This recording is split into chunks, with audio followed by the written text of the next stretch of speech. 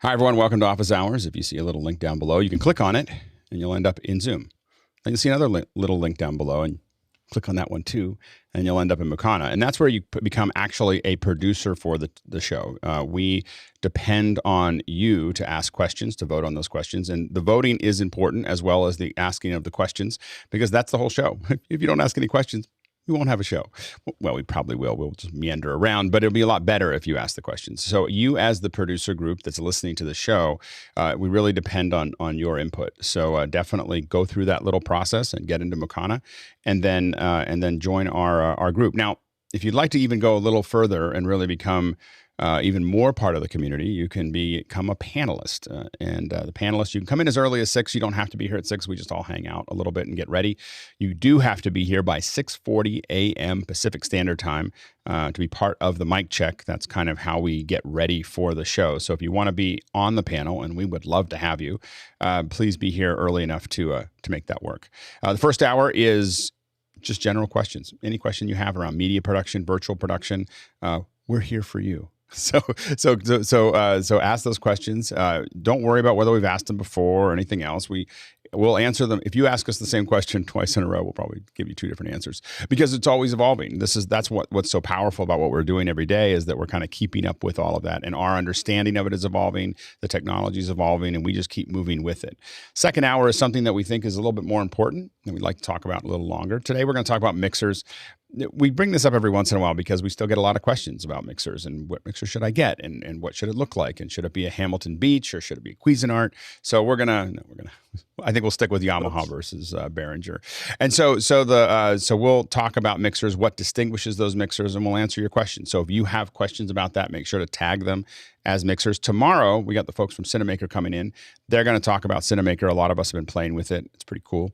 Lets you basically build a show either for Zoom or for streaming. And so we're going to bring them in, and they're going to tell us a little bit about it.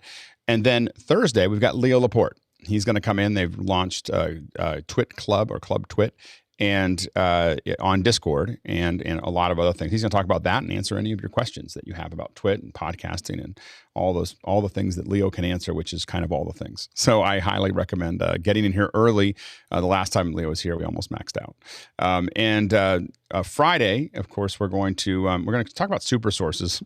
A lot of us are just surviving the super source on the ATEM. So we're going to talk about how different people approach that process. Saturday is the long day. We've got education for the second 2 hours, and then Nick Justishin's going to come in, and we're kind of working through some work in Unreal Engine.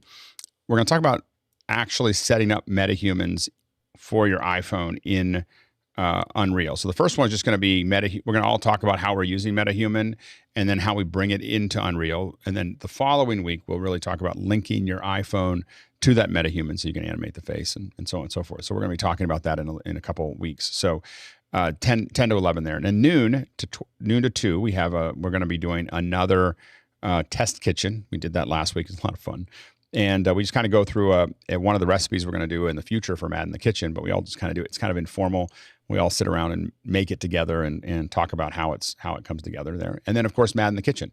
We open the comms at 3, so you can come in early and start listening to us getting ready, all the good and bad of that.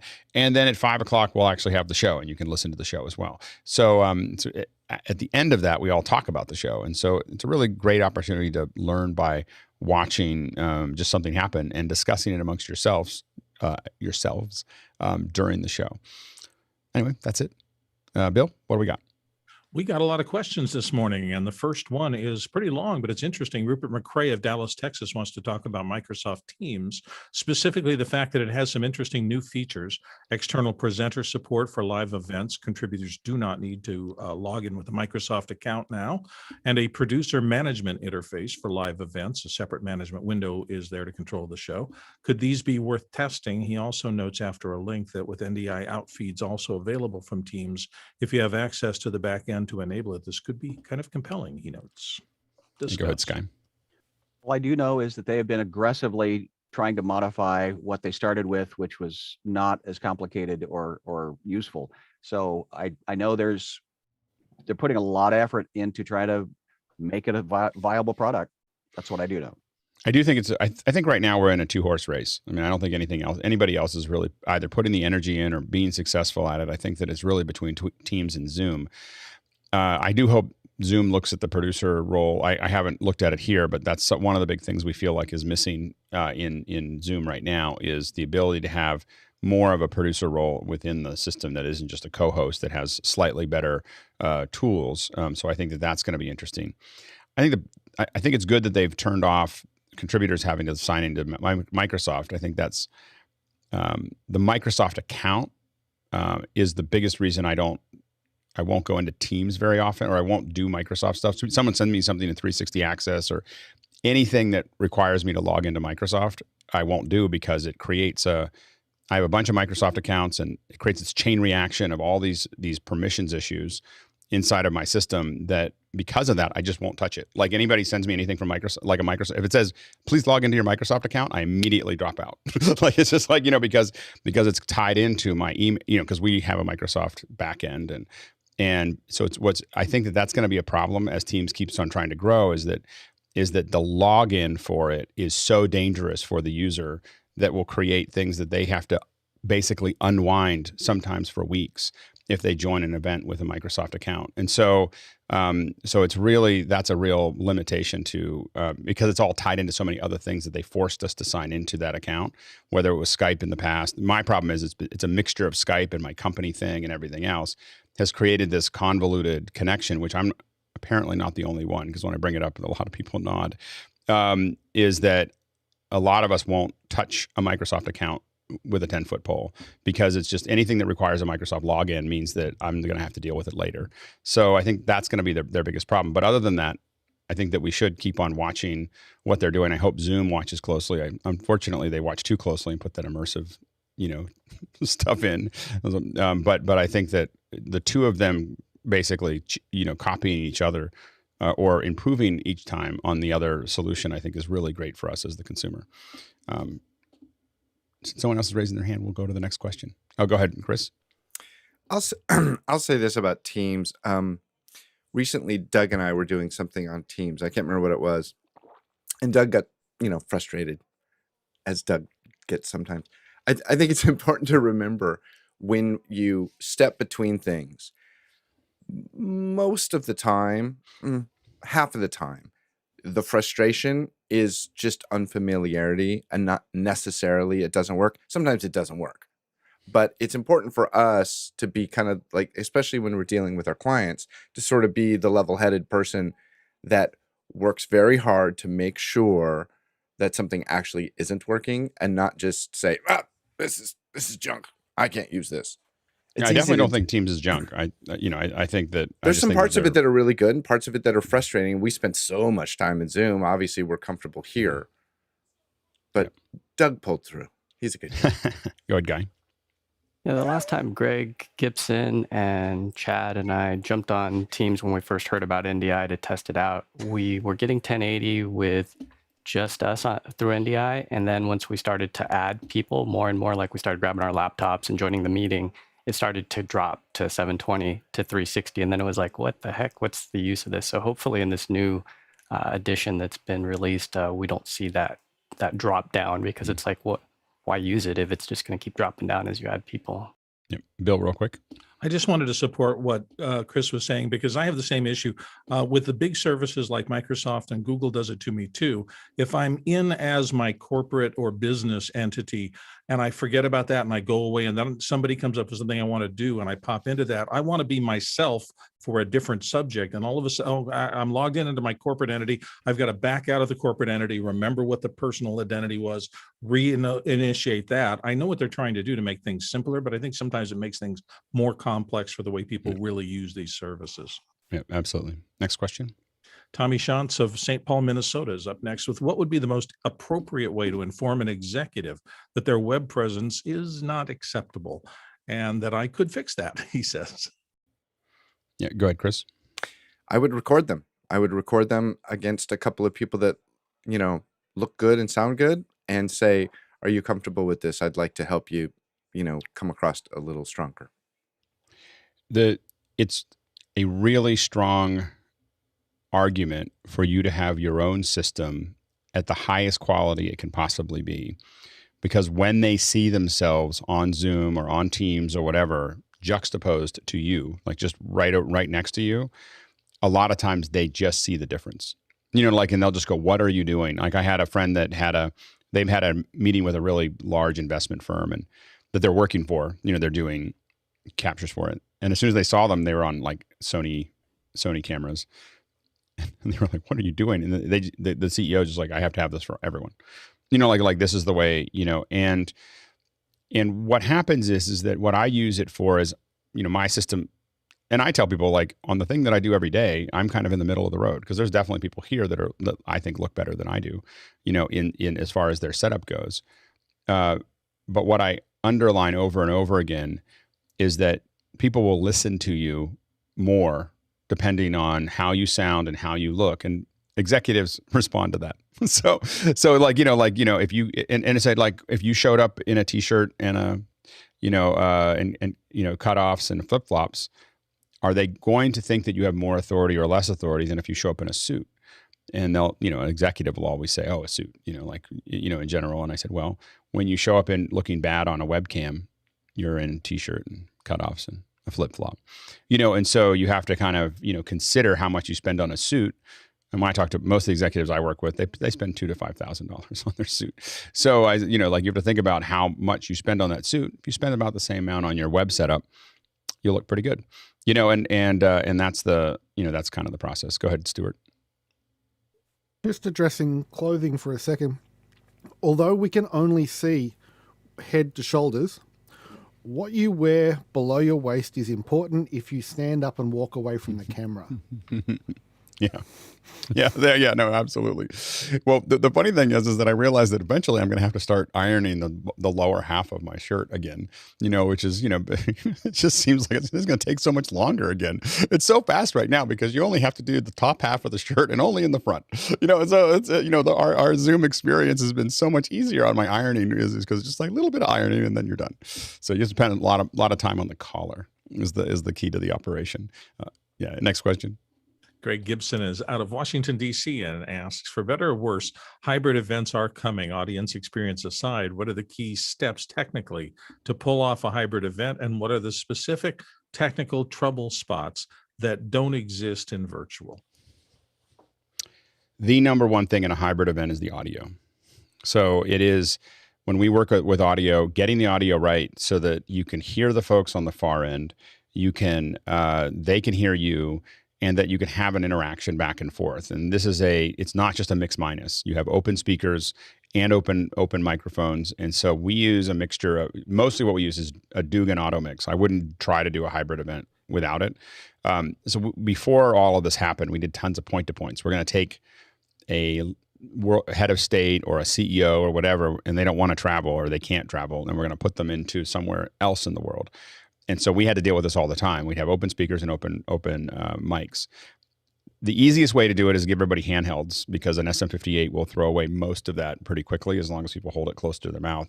Or we would use like something like I think it's a WL185 Shure, which looks like a little tank.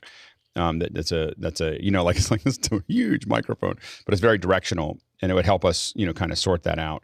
And then we use typically a DOGE and auto mix in the room to push the mic down when they're speaking and them down when the mic's going.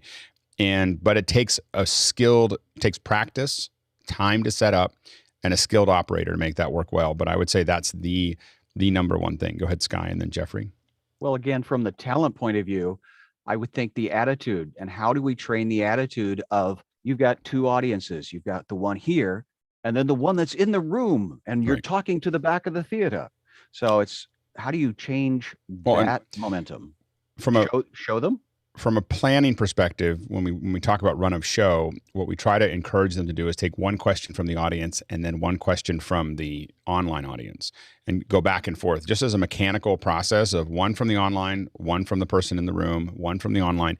That forces them to every other question, pull people in from the other one. It also makes our framing work way better, because we're not jumping. We only need one camera and one mic if we do that, because you've got a whole question between every person in the room. So you can now frame that person up to the next one, and so you can actually go much faster what it feels like is it's moving much faster, in that process.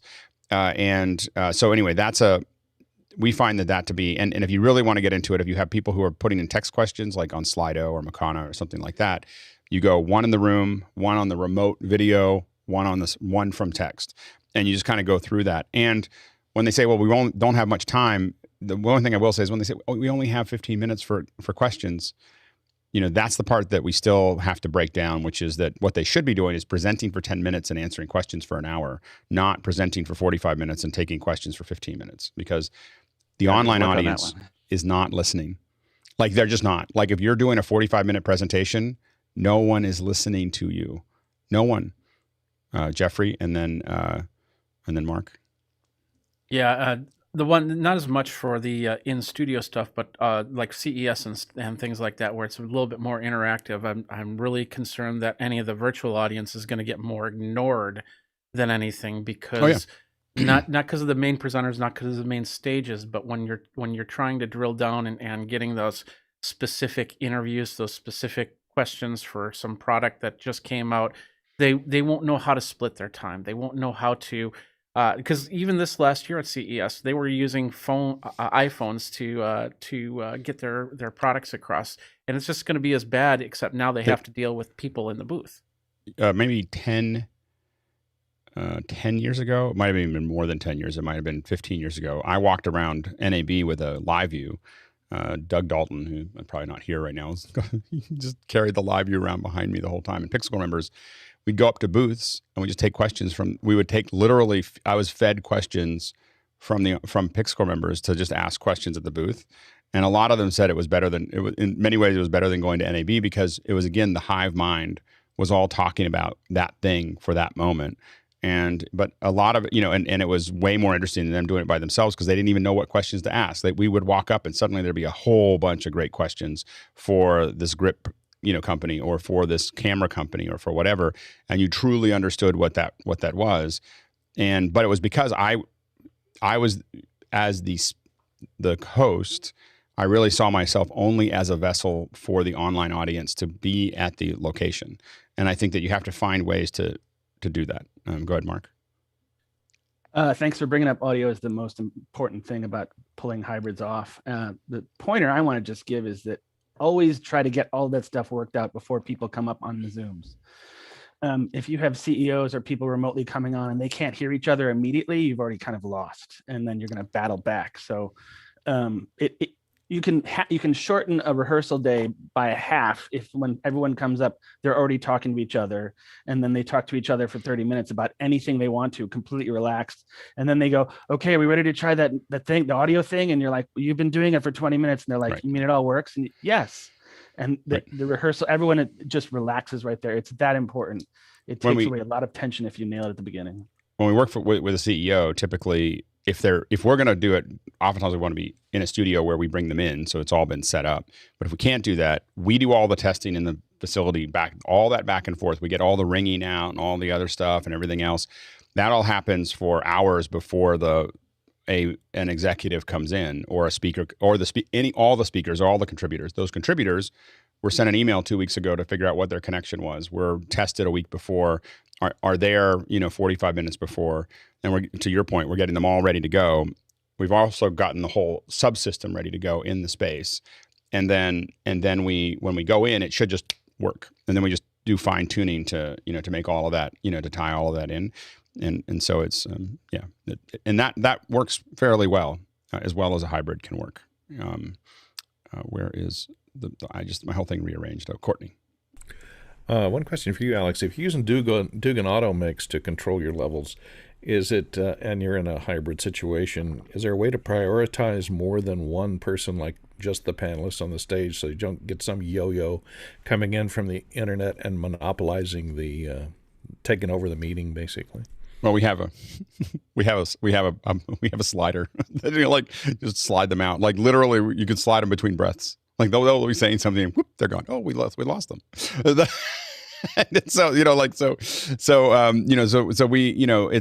you can always bring them down, and again, a lot of that has to do with a great host understanding that they're gonna, they have to control the conversation in the same way. I watched, we did an event with Barack Obama. It was amazing. Like there was a guy Obama was he was in San Francisco, it was in Chicago, and this guy wanted to say something on the mic. He wouldn't let the mic go, and he had things to say, in the remote. And I watched Obama just talk, hear him, and then tell him that this isn't going to go. We're not going to solve this right now, and be able to figure it out and have it come to a good conclusion, and then move on with the conversation. It was one of the most amazing interactions I've ever seen from somebody, because he's doing it from 3,000 miles away, and through a big screen and everything else. And so a lot of it comes down to it's always going to come down to the hosts. The hosts have to be able to still be, really, really good. And I think one of the things with hybrids that people make a mistake of is thinking that their own executives should be the hosts. And generally, you want a moderator who really understands this. When we always will lean towards, hey, let's get a broadcaster. Let's get a broadcast moderator, because they've done this 1,000 times and they understand how to do this, and let them take the brunt of the impact and move the conversation forward. And because the problem the executives have is that they suddenly have to be the bad person, that says, hey, we're not going to keep talking about this. We're going to move on. You want that to be someone who isn't in that line. You want that to be another person that's going, and then the executive will go, oh, are we sure we can't talk to him anymore? No, we can't. We're going to move on. And that makes them look good. Like, oh, we were, I can't hear you, like that kind of thing. Go ahead, Mickey. Yeah, a lot of AutoMix processors, not only Dugan, have the ability to set priorities on which channels would attenuate other channels more than others. Right. And also, I believe, from what I understand with Brian's setup, the Dugan, he's applying more aggressive auto-mixing on the return going back to the remote participant, as opposed to what's happening in the room, because it's the room that has the open speakers. Yep. And that's what needs to be cleaned out before it's sent out to the remote contributor. Absolutely. Next question. Gabriele Losurdo says, from Milan, Italy, says, how do you manage color when connecting a Mac to an ATEM Mini? What's the best standard ICC profile to use? Is there a way to create a custom ICC profile like you would with a display? Spider 5. Like that's the one that you put it, it's a sensor, and you put it on your monitor and you turn it on, and it will get your take advantage of that and get you as close as you can. I mean, there's a whole nother level of calibration that can be done by professionals with other equipment, but on a day-to-day basis of knowing what your monitor is doing and getting it close enough to do most work, Spider is, in my opinion, I've been using it for a decade, a different version of it. Go ahead, Charles. Yeah, so a few weeks ago, I did a test in the pre-show where I showed this to the panelists, right? So this is a 14-stop dynamic range from an ARRI. And what everybody viewed on their side was the two darkest points were crushed and the two lightest points were crushed, right? So that is one thing that you're going to have to deal with, where you're going to have to lift up right before the black and bring down right before the highlights to find a happier place in the image. I've been trying to figure out a LUT to push through my Terranex to push that out to a client, because they want to see what I'm doing live over Zoom. This is not the best place to do it. But that is one thing you're going to have to overcome as you try to push something through the ATEM and out. It's going to crush the top and the bottom a little bit. If you can find a happy medium where the 18% gray sits, you should be okay, because that's where your skin tone it's going to sit, and that is your main focal point. So that's what you want to base everything on. But as you can tell, my shirt is crushed black and the highlights get a little peaky. If you're concerned about those things, it's going to take a bit more work to fine tune those things. That being said, if you do have an ATEM, I'm assuming that you might have a Blackmagic camera.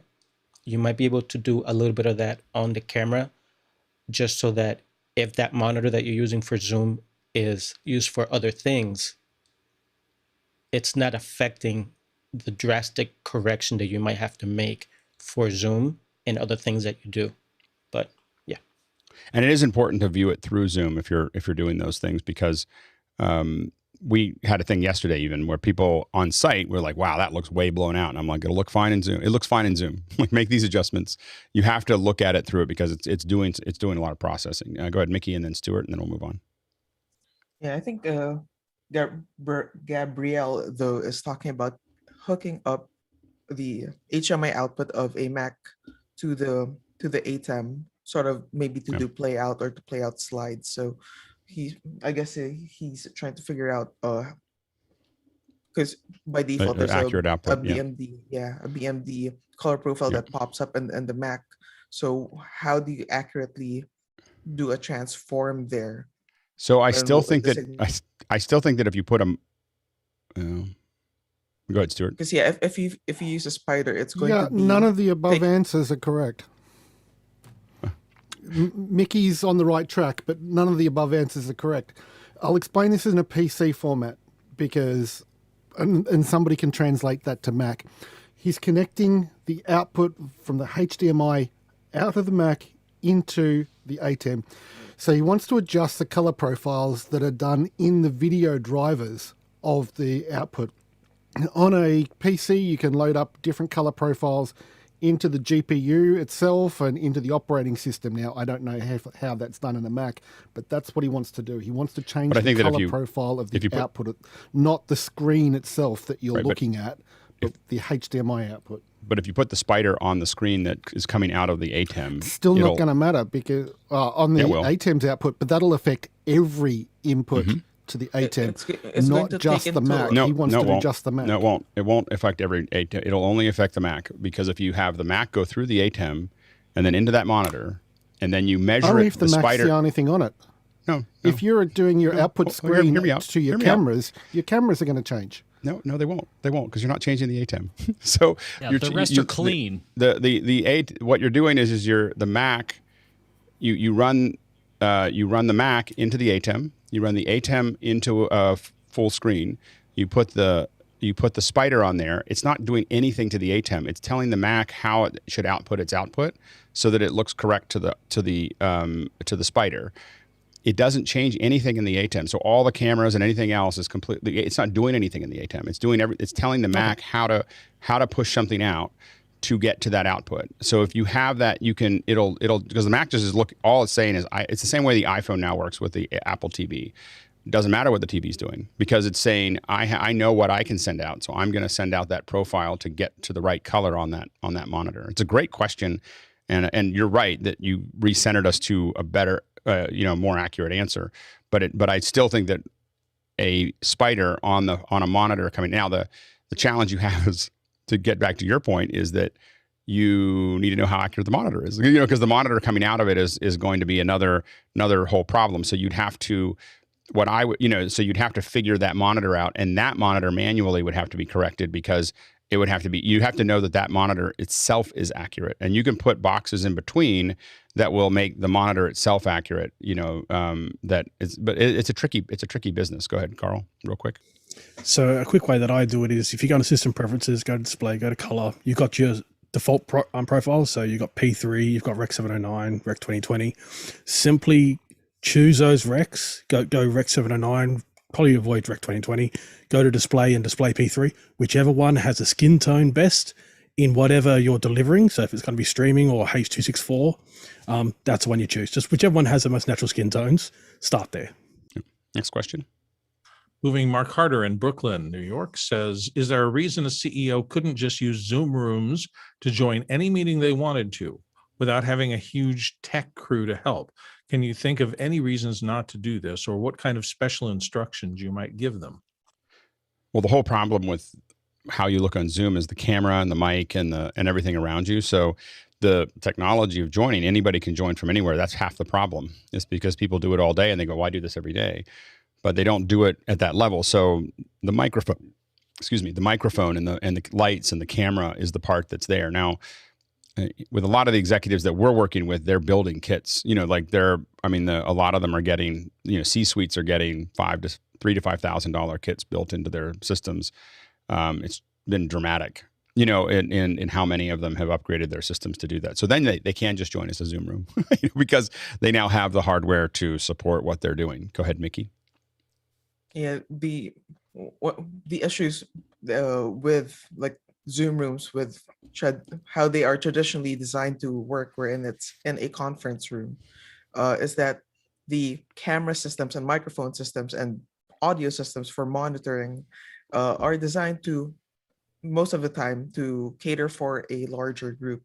So you're sort of coming in with a system that is trying to capture the lowest common denominator, like be good for a bunch of individual person instead of just focusing on one single subject, all in terms of image and sound. So yeah. And one challenge has been is that for 90% of the corporate conference rooms, as someone who's been on the far end of them for a decade, 90% of them are a disaster. Like they're a disaster visually, they're a disaster, you know, in audio. They're almost impossible for the far end to be, you know, meaningfully connected. And I think that they finally are getting it. But we, you know, it's just, we go into their conference room and we bring in all these blankets and things to diffuse sound. And they're like, why are you doing that? We do speaker phones all the time. And they're like, yeah, we know. Yeah, you sound terrible all the time. You sound terrible. like, and so, you know, and again, it's our responsibility as we bring up our own game.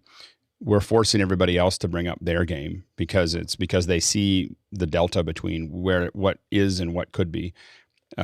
Steven and then Sky and then Mark, pretty quick. We need to keep moving. Yeah, also mainly because of doing stuff inside a large corporation. Data retention is a good thing. So we have all the exec come through a central hub, check in, do their sound, do their video, and all the executives now trust that team to make sure they look great. What's interesting is that executives think that it's a huge problem at the first. And when to Steven's point, when you start doing it over and over again, they're like, where's my green room? Like they don't even know, like, I'm not going on stage without having someone look at my system and see how I sound and everything else. They expect it as part of their setup, you know, process. Go ahead, Sky. Well, I guess that's where I was going as well. I don't want to be, do you want to be that guy? And how do we show an example and shame people into, because as you said, you sat at the other end of a lot of crap. They have not. They're always going out. We do the kind of the whole, well, you know, I talked about before, but it's kind of like, we're going to talk to Mickey in the other room. And if Mickey has a different story than you have, you know, you're going to be going, you know, you're going downtown, you know, and so the way we do that to an executive is, well, we're sending out these kits to everyone and, you know, we're spending a lot of time with them. And what we just want to make sure that you look as good as everyone else, you know, like, and we're just, our only job here is to make you look good, you know, and but what's behind that is, we're gonna have a discussion with Mickey, you know, and so it's that unknown for them, and you know most executives don't want to look less than the other folks that are there. Yeah, go ahead, Mark, real quick. So the question is, so the CEO has a perfectly good rig. It's like a great camera, great microphone, and he's having meetings all day. So are you saying that adding a Zoom room for that person to get 1920 1080 every time they join isn't something worth working towards? Well, if you get the system, if you're going to do that, if you have an executive, just get the system at 1080p. Go make the request from Zoom, have them just in 1080p. They don't need a Zoom room to do that. The Zoom room itself doesn't get you to 1080p. The Zoom room got you to 720p, but not 1080. You have to make specific requests for that. So, but yeah, once they're set up with mics and everything else, they can just pop into things on a day-to-day basis. And on a big event, you might want to have them go through a green room to make sure. But once you've set everything up, like my system here is pretty well set and forget. Like I can be online and with everything going in less than a minute, you know, when I walk in, and it looks the same all the time. If you have a 10,000 person license for a Zoom meeting, is that kind of thing you can say to Zoom, like, can we have 1080p for that? Yeah, you just have to. I would make the request. Like when you're starting to spend that kind of money on it, right? I can't guarantee it. There's other math involved that I don't think I'm allowed to talk about. But there's other math that is involved with figuring out whether you get 1080p, and it's not. It has to also do with the far end. So okay, thanks. Yep. Next question. Rupert McCrae in Dallas, Texas says, Could Zoom's immersive view have its advantages? The host can upload a custom background and the host can lock in the participant layout and frame each speaker to size. If a custom graphic were used rather than a fake scene, wouldn't this be used basically as a super source? Note, I'm guessing enabling immersive view might also prevent users from using their own virtual background. Go ahead, Stuart. I can see way too many church-based streamers setting things up as the Last Supper. Yeah, well, I think that the issue is that the you're going to have a whole bunch of different black levels, white levels, medium levels. So no one, like, it's great in the little PR pictures that they show of everyone that they carefully lit and everything else to put them all in so they look as natural, but that's not what's going to happen. What's going to happen is, bad edges. You're going to have the typical like occlusion issues and people appearing and disappearing, and you're going to have all of them that way, and then you're also going to have, again, mismatched gamma, mismatched white levels, mismatched black levels. So it's this peppering of stuff. I mean, the ones that I've seen with Teams is why I made the decision that I won't join one. Like, literally will not join a Teams with immersive. I don't join very many Teams, and I would not do it in Zoom. I would literally turn the meeting down. I will not interact with that platform because it will make me crazy. Like, it will literally just flip my whole like circuitry inside out because it is so horrible to look at. Because you're going to see little edges everywhere for every single person. Like, it's just it is my version of hell. Mickey, and then John. Yeah, it's exactly what I was gonna say. The keying alone, like, oh my gosh, never mind all the other issues, but just the keying alone by Zoom, it's just nasty. And creatively, I love seeing who everyone's from, or I love a gray screen. Like, I love those two. I love seeing people's backgrounds. I love seeing the gear behind Brian and what Chris is doing, and Carl's thing. Like all of those, and Mickey's. Like, all of these things tell you something about people that's interesting. So from a creative perspective, I like John Nilsson's about to talk. I love seeing the real background behind John. I know he doesn't like to show it, but I love to see it. And so I think that is part of what's interesting about the whole process. And so, and I get that there's privacy issues and everything else, but I just feel like you just leave it alone. Just keep them in boxes. It's, let us not have to look at all of that all the time. Go ahead, John. Well, I normally would show my background, but my wife has banned me from showing how messy my office is. But I agree with what you say, Alex, but I think you're going to see some very creative people. And if you control for all those things you said, I think there'll be some interesting opportunities for people to do very interesting, dramatic pieces, well done meetings, if it's done right. We'll see. I think that's the if, but I think there's going to be a lot of creativity in this space. Sure. Sure. Like, go ahead, Chris, and then Carl. Film at 11. Yeah. Chris and Carl, pretty quick. We got to keep moving. Yeah, if Zoom would give us the ability to do the hologram effect, then we could do the Jedi Council meetings. Yeah, there you go, Carl. I can see it done for like a comedy band that does comedy music. I can see it done well there. There's only a few. Yeah. Next question. Of course, Nate Nicholson in Wake Forest, North Carolina says, given that it is Star Wars Day, may the 4th be with you, what's your favorite special effect moment in any of the special Star Wars effect movie? Special effect moment. Okay. Let's try to keep it relatively quick because we're running low on time. So just talk about them real quickly. Go ahead, Carl, then Ken. So in episode 1, the Q-tips that were the crowd in the far shots of the amphitheater for the pod race that were blown with a hairdryer and they were painted. That was pretty cool. Special effect. I don't want to ruin it for you, but we replaced almost all of them. All the Q-tips. They were way off in the distance. I think we might have kept a couple to not, so the guys didn't feel too bad. Ken? I can't hear you, Ken. Still can't hear you. The Stream Decks. Yeah, nothing beats the opening sequence, the Star Destroyer, New Hope coming over. That was then what got me totally, wow, this is brilliant. And I saw that in Star Wars. Chris? I'm a fan of, he didn't say visual effect, so I'm going to say the seismic charge audio sound in, was it episode 2? Yeah. Where it went completely silent for a moment and then bomb. I will never forget that. Literally, that I was going to say the same thing. Like Never there was just forget something about that was just so in the theater. It was so tearing. It's like, you know, like if you're in a really good Silence. theater, it just silent, and then it just hit you. It was amazing. Stuart, I have two. One is every episode of the Clone Wars, because it is amazing rendering and great storytelling. But the other is there's so many other films that reference Star Wars and reference different creatures and what have you.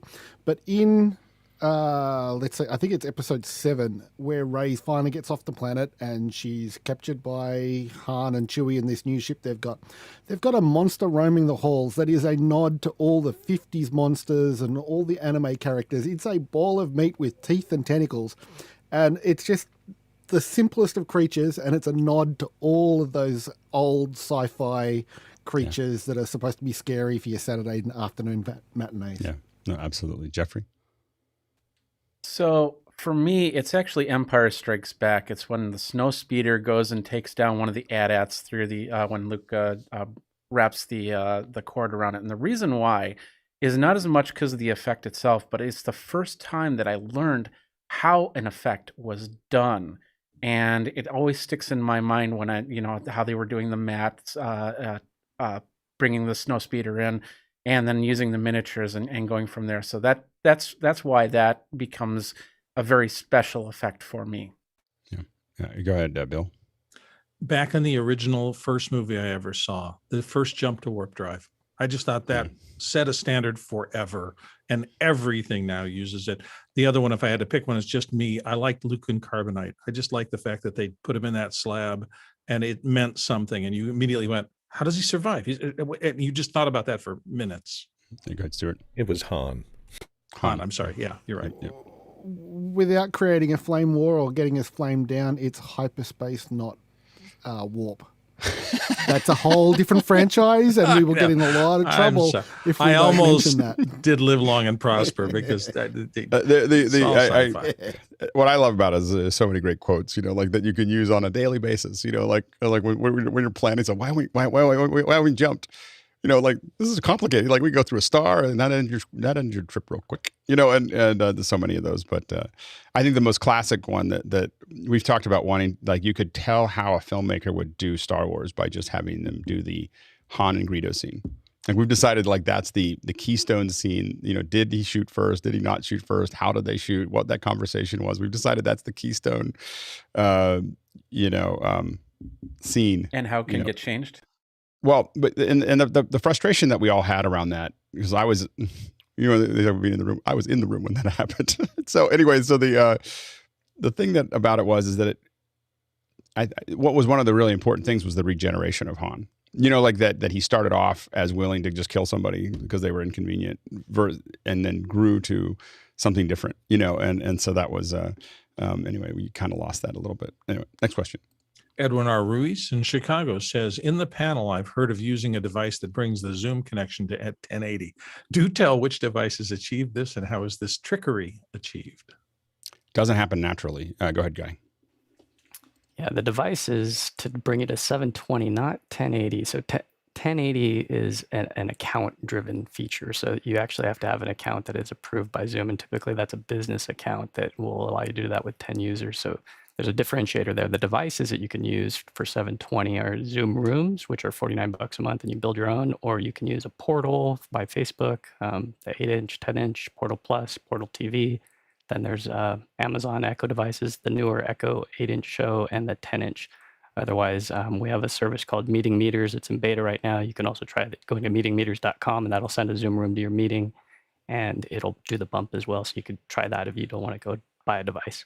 But that could end at any moment because we're going through some beta. So it's a service that we're offering, but it could go away at any moment. Next question.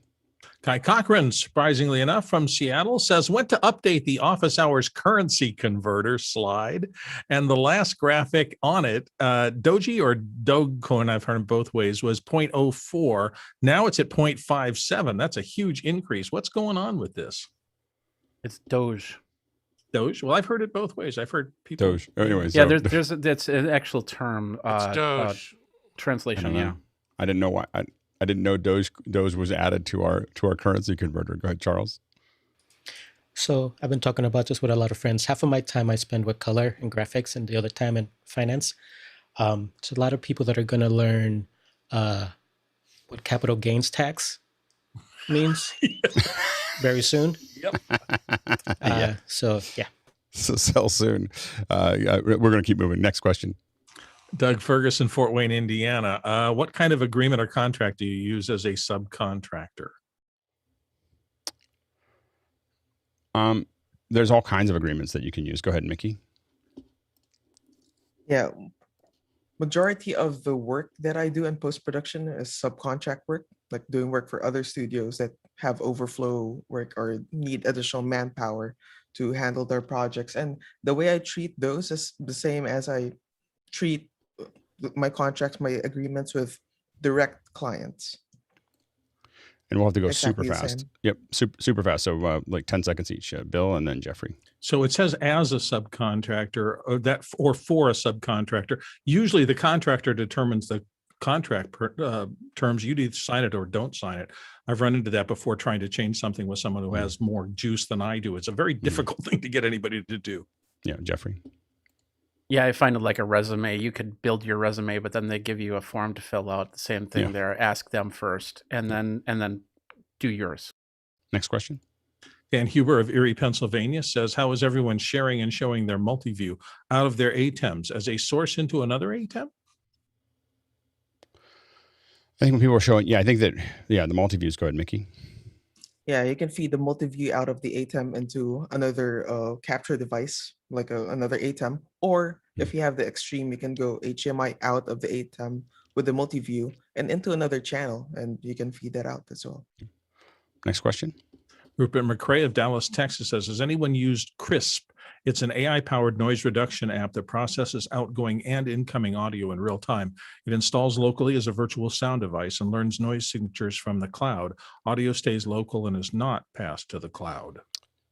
Yeah, I think that Leland has done a little bit with it. I think it sounded relatively good. To me, it didn't sound amazing, but it definitely seemed like it was useful, but we haven't seen any I didn't feel like it had a significant impact on it.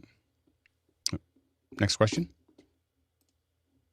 Mark Harder is up next from Sunnyside, Queens. What is a T-pose? Oh, a T-pose is you put your arms straight out and you put your legs at about a 30-degree angle away from each other. And the reason you do that is so that when you're building a 3D model of that, nothing is obscuring the photos. And so you can, everything's out. So if your arms are down, it's hard to model it because you've got a lot of occlusions. So when you start a motion capture pose, or when you, with a motion capture, you do a ROM, which you move around and do a bunch of things. And then there's a T-pose there. And your legs aren't maybe that far out, but shoulder width apart. And your arms out like that. And so that's what a T-pose is. And it's just to make it easier to model and rig the character as needed. So usually that's kind of a thing you do with everybody to make sure that you get that information from them. Next question. Mark Harder's back from Sunnyside, Queens. A client I am coming to is looking for more engagement activities in their Zoom arsenal. They've used Kahoot with a K to the point people don't want trivia anymore, played Pictionary using annotation and polling. Are there any other quick or easy suggestions? Conversation. Like that. That's with a C or a K, Alex. Yeah, exactly. I mean, people love just finding ways to create a meaningful discussion with everyone is the trick, and figuring out how you engage them and how you have them feel like they're part of the conversation is how you. I mean, again, with office hours, the average, we've done thousands of events. Average view time on Facebook, 28 seconds. Average view time on YouTube, 6.5 minutes. Average view time on office hours, 82 minutes. Like it's because we're having a conversation, and you can see it when people present to us. I can only have them present for 15 minutes, and I can see everyone glaze away because we're now so used to conversation, and I see the viewership start to drop off. Everything else, we can really only. Because that is what we want all the time. That's what we always wanted. We don't, we want to be able to talk to people about what we're doing. Go ahead, Mark, real quick. I'm going to suggest to them conversationary instead of Pictionary. Yeah, exactly. But, small presentation, lots of talking. If they have a longer presentation, put it in a video and send it ahead. They'll say, well, not everyone's going to watch it. Doesn't matter. If 10% watch it, it'll drive the conversation, and then the whole thing will just pick up speed. And that's, Courtney. Yeah, and when you say conversation, I would include the chat room as a method of that, because a lot of people are shy. We've got 190 people watching as part of this webinar that are not participating on camera. And hey, Mitchells, we're talking to you. Yeah. Next question. Richard Gunther of Bremen, Germany says, esteemed panel, I want to set up a live streaming chain for up to 8 people. They would bring in their video through Zoom, but I want to mix the audio separately through a DAW on a streaming PC. What would be the best way to send up to 8 remote audio streams to one DAW on Windows? Computer for each person. That is the to get all the audio, you have to do a computer for each person currently. Mickey? Yeah, I would most likely lean towards Dante for something like that, and maybe look at the Focusrite RedNet interfaces to put all of those together with a couple of analog lines for your own monitoring purposes. And I know it's going to be late for you because you're in Germany, but that's how we do Man in the Kitchen. So if you come by on Saturday late for you or some 5 o'clock on our end, you'll see us doing that, because that's exactly how we have the main folks go in, is as separate connections so that we can manage audio, comms, their video, everything. Next question. James Babbitt, San Diego, which IFB, that's interruptible feedback, or what they talk to talent on set with, would you choose for Madeline, and which transmitter and receiver system would you use for a wireless connection? If I was with money not being, there was no money, there was no for a certain amount of money. In that small space, without being constrained by money, I would use a Phonak. I would just, it's a completely wireless, there's no wire, there's no nothing. It goes right into your ear. It disappears into your ear. And a lot of Food Network stuff uses that specifically I know because someone gave me a hard time about not having them. Outside of that, I'd use a Shure, I think it's PCD 1000 or whatever, is the one that we've used the most. Go ahead, Mickey. Yeah, the issue though with the Phonak is battery life and range. Not great battery life, not great range on that. No, for again, live, it might... tiny space. We've used the Phonax a lot, in that area, and for a couple hours in that small of a space, we found them to be pretty fun. What were you gonna say, Mickey? But yeah, for specifically in the current Mad in the Kitchen situation where there's not much space in terms of having a rack of equipment, I'd probably lean towards the either the Sennheiser body pack transmitters on the mixer side of things, and then their body pack IM receivers on Madeline, or the Comtech 75 series with also the portable transmitter and not the rack mount one. Yeah, go ahead, Guy. Yeah, if budget was no issue, I would just get a duet series from Lectrosonics, and I'm going to make a call today and see if we can get one on loan. But it's the extended. I know I can get one for a week, but it's the multiple weeks that I'm not sure if I can. But we'd fall in love with it because I've tested it here. It's got Dante on it. It also has just higher quality sound. Like the sound, it sounded better than the headphone sound coming out of my Mixpre. I don't know what they do with their DACs in the receivers, but they sound amazing. And then for a transmitter, I would go Electro again, transmitter and receiver for the microphone side, which again, I'm going to see if I can pull some strings. There's somebody on the panel here that's been offering to help out monetarily. So maybe there's a way that I can somehow get something and then leave it kind of in a pool here. I don't know, Alex, maybe that's something we can talk about offline, but there's some generous people here on the panel that have offered to kind of step in because we had a little bit of a hiccup last week due to just budget concerns. Yeah, Mickey. Yeah, on the Lectrosonic side, on the more affordable end of things, not the duet line, you can go with the old school 400 series transmitters set to IFB mode and use the R1A or the R1B IFB receivers. But in terms of fidelity, the Sennheiser systems sound better than that, just because of the companding system that Lectro uses in IFB mode. And again, one of the other things we've been really successful with, I will say that the audio isn't, I can hear the difference in the audio, but it's not in that kind of environment, is the Microflexes, don't have the highest quality audio, but the convenience of having this tiny little clip that does both IFB and mic is really nice for those kinds of things, and it's really easy to manage. Next question. Nathan Nicholson of Wake Forest, North Carolina says, does anyone on the panel use CleverCast for multilingual live streams? Any tips for best results? I have not. I haven't even heard of it.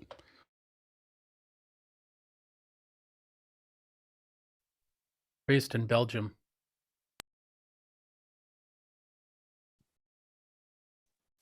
Did we lose Alex there?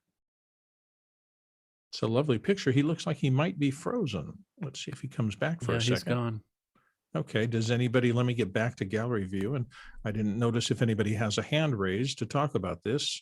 I'm seeing a couple of hands, but they're just in general. So it looks like no one has any experience with this. So we're going to have to slip on to the next question. Noah Sargent is up next from Fullerton, California.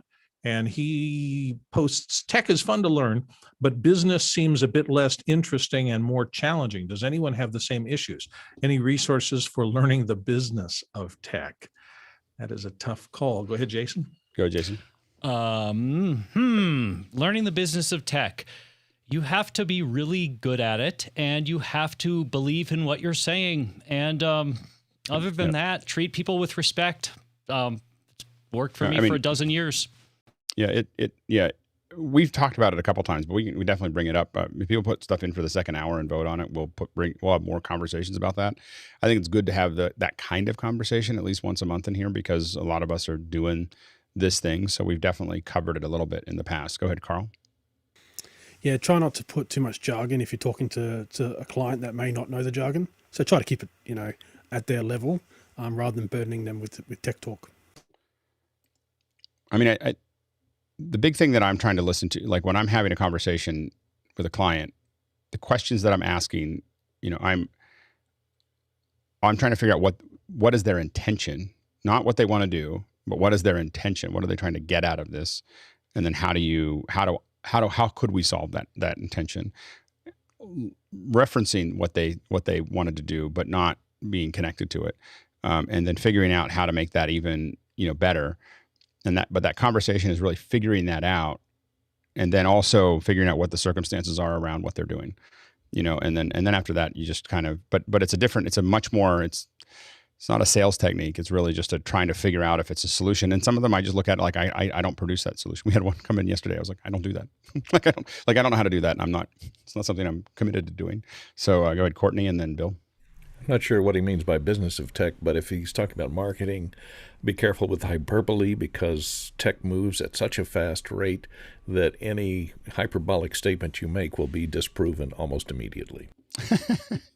Be careful about being sure of yourself. Yeah. Bill, 10 seconds. We're going to move on. Yeah. The business stuff is usually what pays for our tech. So if you don't get the business, if you decide to go solo and not work for a company, then what you do in the business stuff in terms of being profitable is what helps you pay for the tech that you learn. If you don't want to do it, find a partner that does.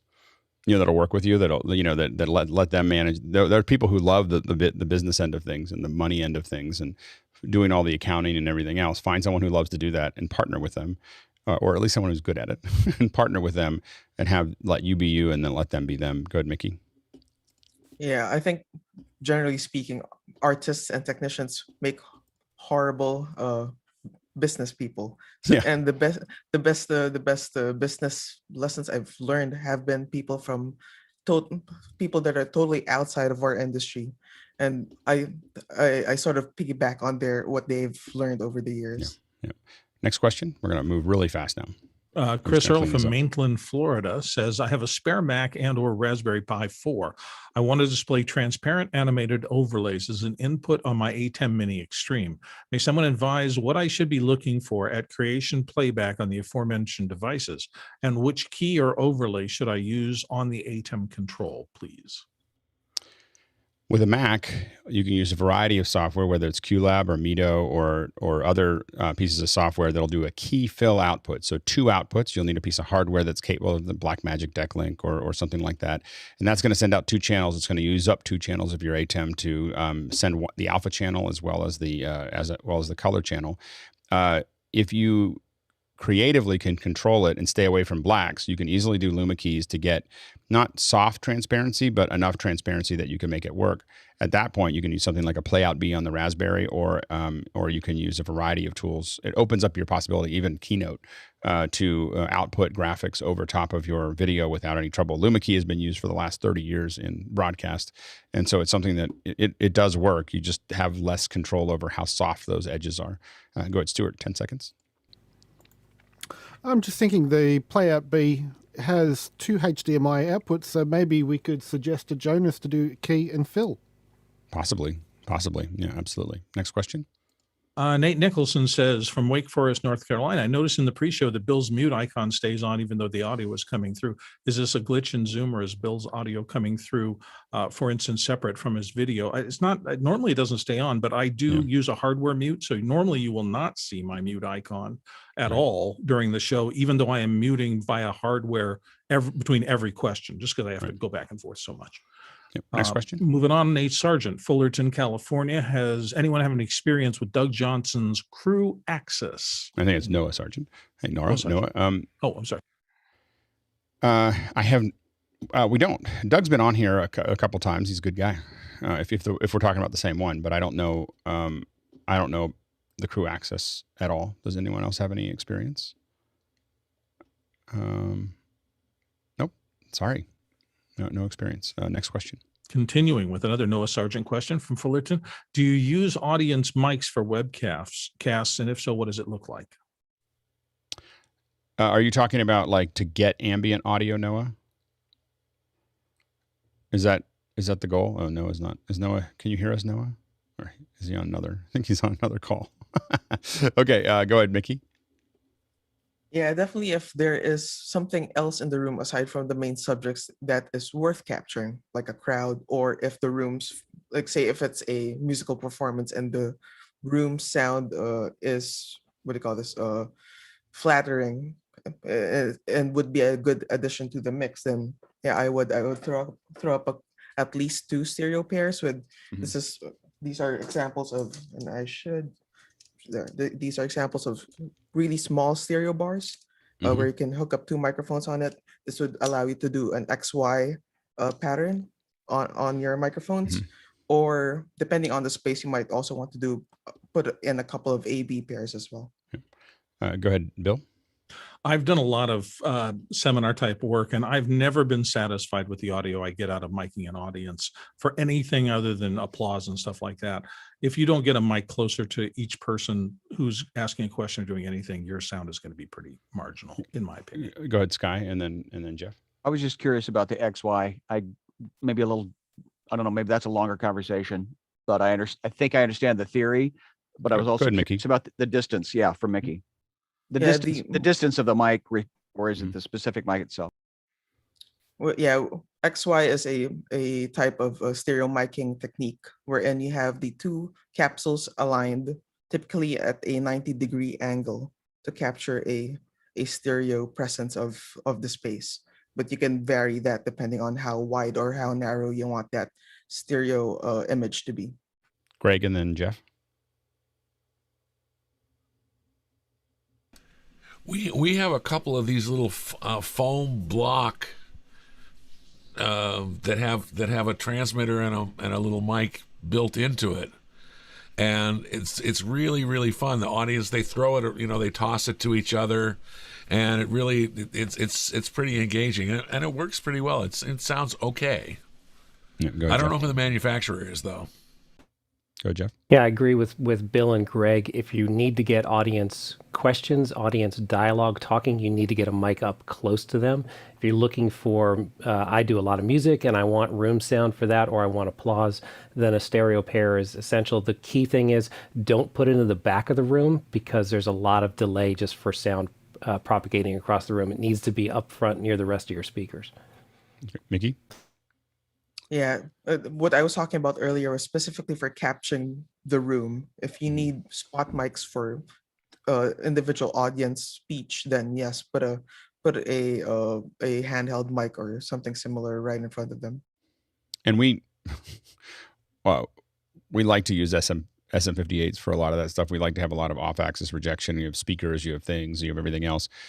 We will either put a pole up for someone to walk up to, or we never have more than 2 mics. Like a lot of people want lots of mic runners. We want 2 mic runners because we do that for our camera operators, because the camera operator always knows where the next mic's going to be.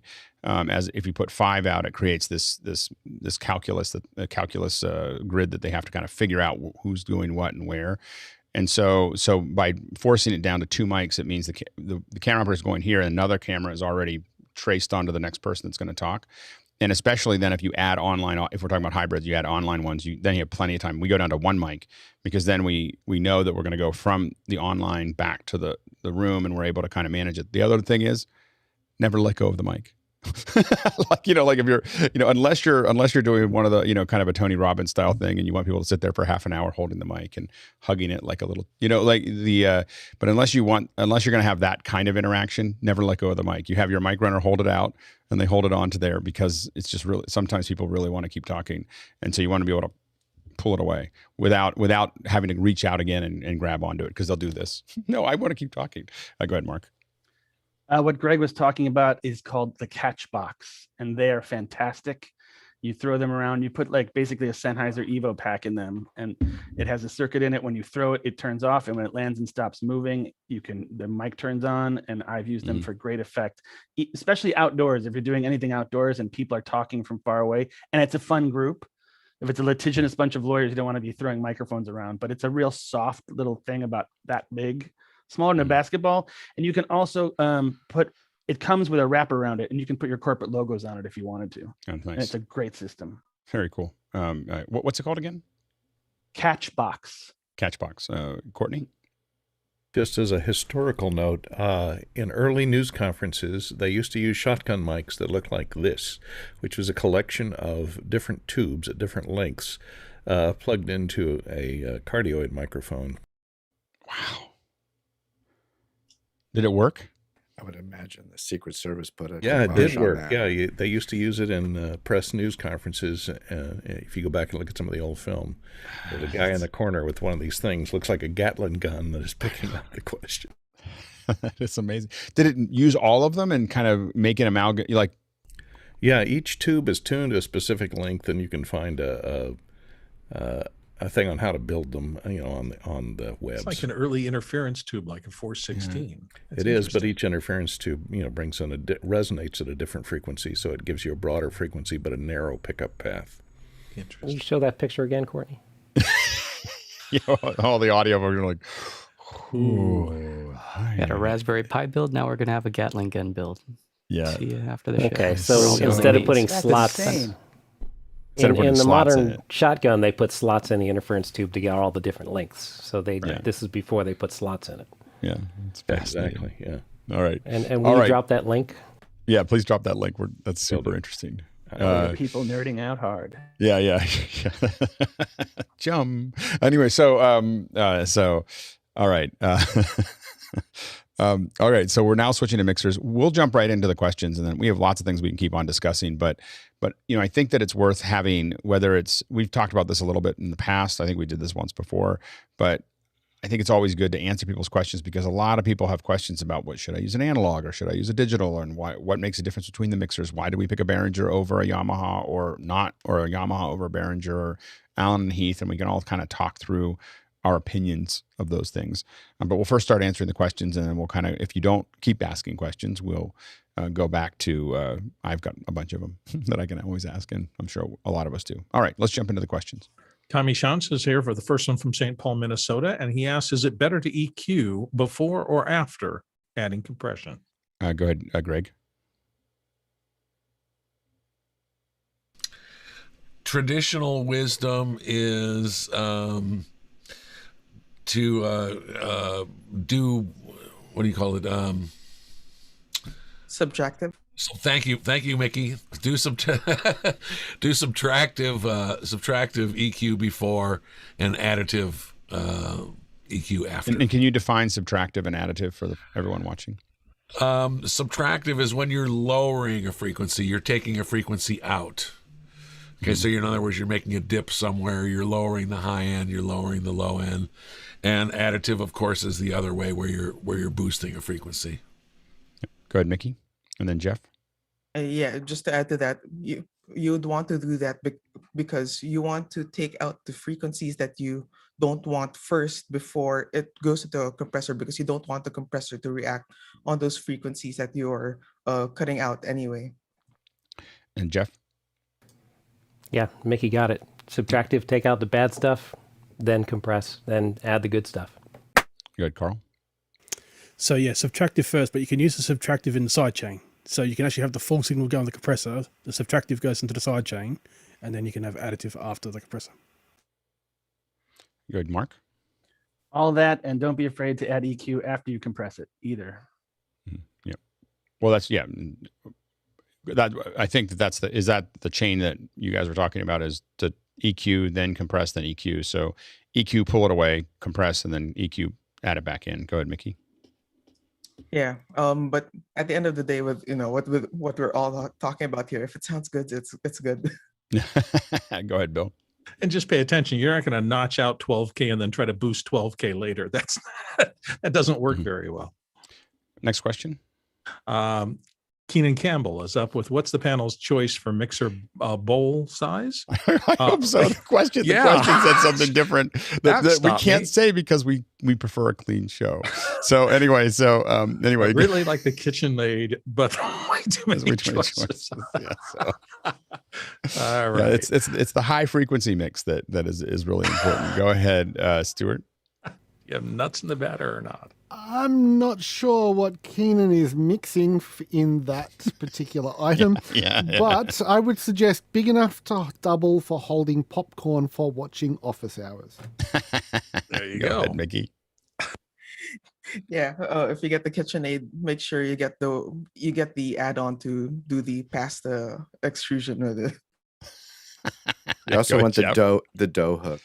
Yeah, the dough hook. Always have the dough hook. Go ahead, Jeff. I want to spin Keenan's question about audio mixers. What's your favorite audio mixer physical interface, and maybe what's your least favorite mixers? Anyone have a favorite or least favorite? I have a least favorite, which is the Yamaha M7 CL, just because it lays out faders in a strange arrangement. I've not used that one. Go ahead, Mickey. The Venue SC24, just because it's very similar in terms of layout and actual physical encoders to the old D-Control and D-Command. Go ahead, Stuart. Saddest day in tech was watching a Euphonics mixer with, let's just say, enough panels that you could mix anything, going straight into a skip because somebody didn't like the brand. The one that I've probably been the most happy with of the one we've used is the CL1, the CL5. It just feels like everything's in the right place and everything else. Now, we owned two QL5s, which is a slightly different arrangement that I liked a lot. I'm always impressed when I get to sit. These are all things for me talking to engineers, because I haven't personally used above a QL or a CL5. Calrecs are really cool. And the one that I really want to do is build a big Fairlight. I have to admit, one of the spaces that I work in has a massive Euphonics setup. It's like 30 feet long, and I now understand why modular mixers make sense, and now I really want one for no apparent reason, just other than it's just amazing to put all that on a surface. Go ahead, Jason. The Yamaha 01V made me absolutely crazy until I finally kind of cracked the code and figured it out. I'd say my favorite of all time, aside from the one that I have now, which is an Allen and Heath Z14, is almost without question the 1220i from Mackie. Super easy. I never turned the corner. We owned an OB1, and I never got past it driving me crazy. Go ahead, Mark. You're a lot quieter than we expected. Yes, absolutely. The only consoles I can't stand are Allen and Heath. Sorry, Jason. It always seems to me like like they say it's a 24 channel mixer, but it's really 16 inputs and then 8 more channels of other things that other people would put in the side for control. Aren't we supposed to Analog. we're not supposed to talk about religion here. Yeah, exactly. Copy the CL5. It's great. Things are in the right place. QL5, fine. QL1, lovely. It just seems like everything's in the right place, except with Yamahas. If you put something on insert, you have to go back and hit on, or it won't work. And old, like I really liked when I was doing music a long time ago, mixing on VR series Neves, but that's another career. We worked in a studio down in LA with a Neve, and there is something about it. Like it's one of the original Neve, or one of the near original Neves, and it's just different. There's a warmth to it that's just different than anything else I've ever heard. And people say, oh, you can do that in digital. No, there's something like it's something about it that's just amazing, and so it's really cool. I will say that our bread and butter has been the X32 series of some version for years, and so what we put in, the one we've used the most is the X32. It's just very, very flexible, and for the cost. You go ahead, Jeff. Yeah, I think these things like the CL are great for mixers that go from console to console, and for people that are going to walk up and use a console, because Yamaha has a very consistent interface across their lines. Digico is a fabulous interface if you use Digico and you customize it to how you work. I've seen it in churches, big churches, which is great when they have a staff person because they can make that thing sing. But if you have a group of volunteers, that's a little bit tougher for novices to like get into that interface because it's so deep. But it's a professional sound console, so it's designed to be deep and designed to be customizable. Yeah, go ahead, Mickey. Yeah, and I think we're talking a lot here about like larger format mixing consoles for events and the broadcast and such. But in terms of location sound mixers, field mixers, in terms of in terms of user interface, nothing has beat the Cooper CS104 for me. Everything is there. Everything is tactile. It is heavy. But the faders are butter smooth, and the limiters and the preamps are just if you like a Neve, you'll like the CS104. Yeah. Go ahead, Mark. So copy Jeff Francis on Digico. It's great if you're going on tour or you're doing a play and you're doing the same thing over and over. For Freelance Road Warrior, they put up a Digico and I like run the other way. I actually turned down a job. They're like, there's this festival, it's 2 days, outdoors, live bands all day. I'm like, what's the console? It's a CL5. And they said, it's a Digico. I said, I'm not doing it. Because I knew what the gig was. The gig was different bands, different setups, and everyone's coming with their Digico setup, and the console will be different 9 times. Yeah. And you have to still figure out how to route to monitors and how to route to mains and how to route to all the stuff that you have. And I just, unless you're a Digico genius, stay away. Yeah. And then we've been mostly talking about physical mixers. As far as field mixers go, of course, I've been using sound devices for, I don't know, almost 15 years now, of some version, and lots of them. And I've spent probably $500,000 on sound devices equipment. And it's for field mixers, I don't think that there's anything even close. Go ahead, Chris. I think one of the things that's kind of lost on modern technology, and again, older, traditional layouts, I love the logic of, channels coming in and auxes going out and understanding just how things get routed that way. And I can remember so many times, this was the last big mixer I had, and it was, people go, oh, how do you ever learn that? It's like, it's all the same. It's just replicated 40 times for 40 different inputs. But to be able to talk somebody through that, it's just so much easier. I've learned to appreciate the sound devices, but it's a quagmire of muddled, it's I can't see it in front of me, so it's more difficult to grasp. And I think that people would benefit themselves from buying an old mixer and just figuring out general the general matrix, and then move on to something more advanced, possibly if you're starting off. Go ahead, Jason. It's people here. I just want to be sure that nobody misunderstands this. We're not showing off. A bigger mixer is actually easier to understand for the same reason that the ATEM Mini ISO or Extreme ISO with all the extra buttons is easier to operate. Once you understand the concept, actually having everything laid out is easier. It's not more difficult. This is the before we can move on after this. I'm just going to show. This is. I can't. It's not showing up. Anyway, next question. Moving on, we have Eric Price from Leavenworth, Kansas. And Eric says, can someone describe how to integrate a mixer with an ATEM for multi-mic, multi-cam on-location live streaming, the physical setup, and the handling delay? Yeah, go ahead, Jeff. What I do is a separate audio mixer, and I take the audio mix out of that into one of my cameras, XLR line level inputs, embed into the HDMI, and I leave that ATEM input on all the time. Yep. Yeah, go ahead, Mickey. And yeah, if ever you are working with an ATEM with actual balanced inputs, XLR inputs on it, like the larger switchers, I would try to embed audio as late in the chain as possible. So it would either be on the mixer itself or right before the encoder. And I do all the delays on the mixer side of things so that I don't have to interact with the video guys, those video guys. Yeah, the main thing is that if you're going to, a lot of times we do embed actually after the switcher.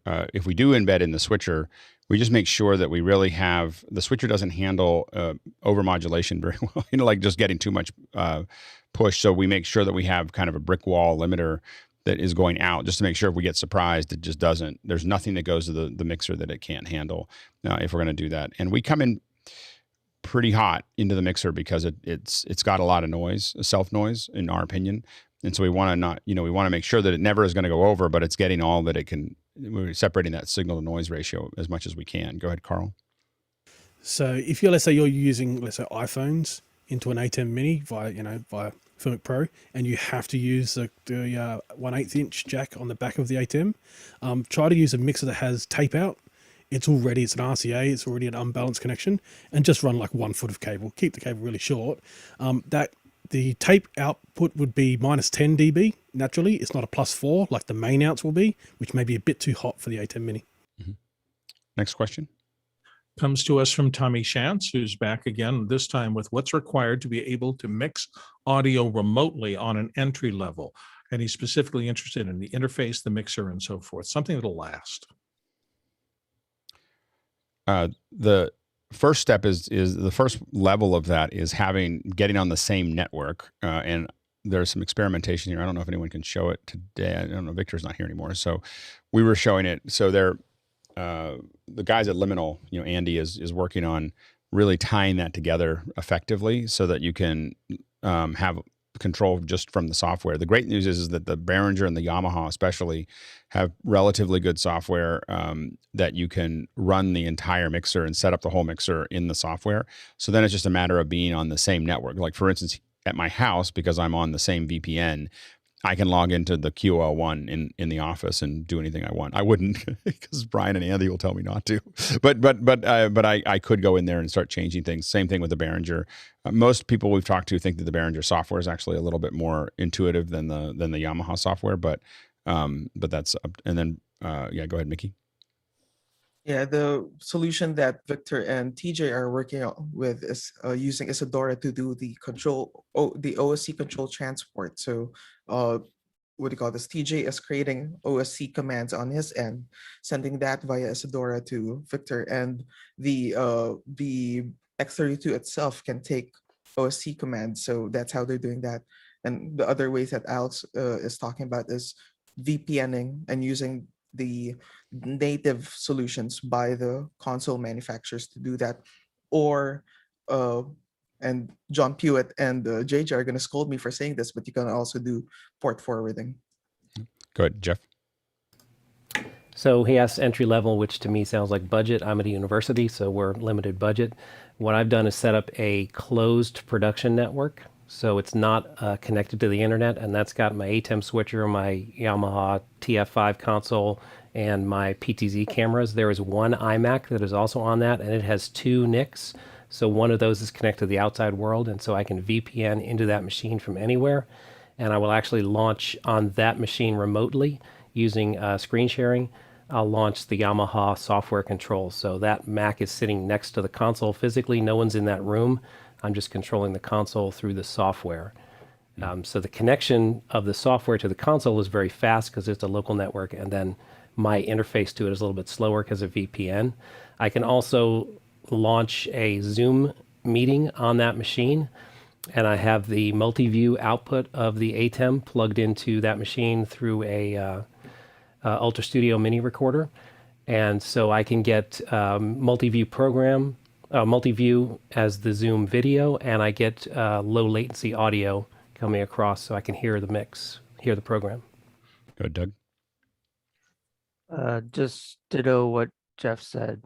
Just I'm Yeah. I had Tucker running an audio for me, doing the same thing with Parsec, and we have a TF3, so a smaller board, and the same solution that Jeff just said. We did it and worked great.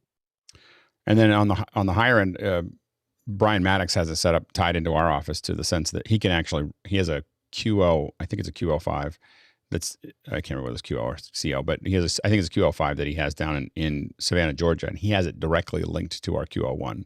He can move the sliders on ours when he moves his sliders, and so that's kind of next generation. But we've had him run whole events, in our office from his house, and it's you can really take it from basic software and you could. I mean, I would say first one is TeamViewer in or Parsec. Second one is some kind of VPN with the software, and third one is direct audio interface. Next question. Leland Best in Corona, Michigan's up with, could you please explain the difference and or benefit achieved between applying sound effects, particularly echo, reverb, and so forth, pre or post fader? What else would be considered on either end? Good. Carl and then Mickey. So pre-fader means like you're not finished with the channel yet. So essentially it's not the final volume that's going to go out at. So if you wanted to add, let's say, a delay or something to that channel, then you're going to bring it back into another system before it goes out. Post-fader means it's probably going to the mix. So you can apply it post-fader, but it's going to probably be applied to everything in that mix or to a bus in that mix, which is a little bit different. So that's actually applying an effect to a mix rather than pre-fader, which is applying an effect to a channel. Go ahead, Mickey, and then Mark. Yeah, in terms of mixing for the actual show, most of the time you would want your effect sense to be at post fader, so that if you have to fade down that channel, the reverb for that channel is also going to go away. You don't want to fade down and suddenly hear someone's reverb out in the distance. In other situations, so it's like, say if you are making a specific monitor mix for a musician, there are times when you might want to do a pre-fader send for that, but it varies from situation to situation. Go ahead, Mark, and then Stuart. Artistic choice is also another pre or post decision. Sending pre-fader from something means you only want to hear that thing that's happening in the effect. A lot of times you do that with explosions or anything, or you want to creep someone out. You don't send the original signal at all. You send a pre-fade send to a reverb unit, and you just use the reverb unit because that's the effect you want, and you don't want the original signal. Go ahead, Stuart. Just dealing with the last part of the question, what else should be considered on either end? And Mickey touched on musicians and performers. Let's not forget that if you start changing the audio that they're sending you, especially for guitarists, they will get upset very quickly. They have a specific sound they want to achieve, and if you mess with it, start adding effects in and what have you, they get rather narky rather quickly. Yeah, if you're going to mess with someone, mess with drummers, because we're deaf and we don't care. Yeah. Go ahead, Bill. Almost always, if I'm doing a record of the audio tracks, I want channel inserts that are pre-fade because the amount of reverb or wet stuff that they add for the front of house mix is going to be different than what I want to apply in post. So I want all those channel inserts clean so I can mix the taste. Yep. Next question. Scott Mueller of Clinton Corners, New York says, did I hear that you can directly control levels of loopback in Streamweaver? What about controlling Dante directly with Streamweaver? Go ahead, Jeff. One key point, Dante does not modify your audio. It is only a routing system. So I'm not sure if you can change routing of Dante through Streamweaver, but you definitely cannot change any levels. Yep. Go ahead, Mickey. Exactly what Jeff said. Yep. Next question. Dan Maliska of Nelson, British Columbia says, I can't seem to get a lavalier into an iPhone to record voice. I have lightning to TRRS to an adapter splitter to a lavalier. It does not work for me. Is there something else I'm supposed to do? Go ahead, Jeff. Mic power, maybe? I don't know if the iPhone supplies mic power. Not through that interface. It won't. Go ahead, Mickey. Yeah, depending on the exactly what splitter you're using and exactly what microphone you're using, the iPhone expects to have a certain amount of resistance tied between the microphone pin and also the ground pin. I believe it's somewhere in the range of 200 ohms to 2000 ohms, if I remember correctly.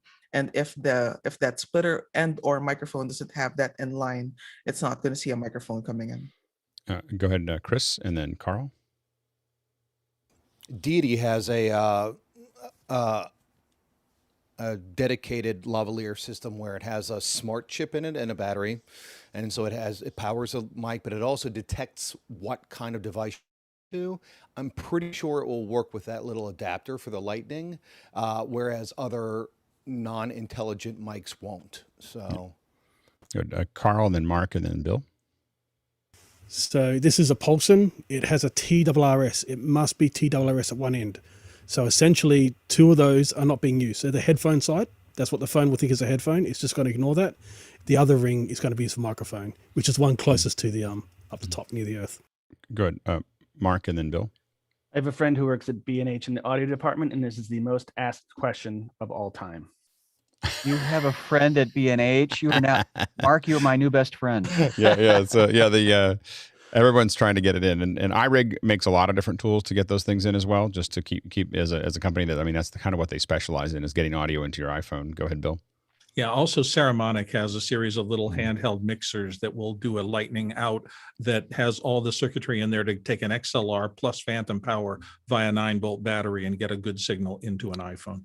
And the ones we've used the most are actually the Saramonics. We put them in our rigs for a long time. When there were times when you needed to streaming from a phone would get you more viewers on Facebook than streaming from. So we would have to figure out how to get electrosonic, transmitters into our iPhone, and we use the Saramonic as the conduit for that. Next question. Scott Mueller of Clinton Corners, New York says, do you think Zoom will ever allow hosts to adjust the mic input levels of other users, bypassing the need for a mixer or Streamweaver? It's possible. And with Hangouts, we actually were able to do that. If they had the plugin in, we could do it. We could move it up and down. The muting and unmuting is a tricky thing because of legal issues. So being able to turn it on and off, we do. You'll notice with this one, we make a request when you join, like, can we unmute you? You have to explicitly ask for that because you're not legally allowed to record someone's audio in the United States without asking for permission. And so you can record their video, oddly enough, but you can't record the audio. So and it's probably when the law was written, no one could record a video. And so anyway, the main thing there is that they have to decide they want to allow that process. Streamweaver, not so much Streamweaver, but I think Zoom OSC, there's lots of different ways you can set that up where you can make those adjustments. Go ahead, Mickey. Exactly, an alternative Zoom client such as Zoom OSC, and you have to have it on both ends of the call.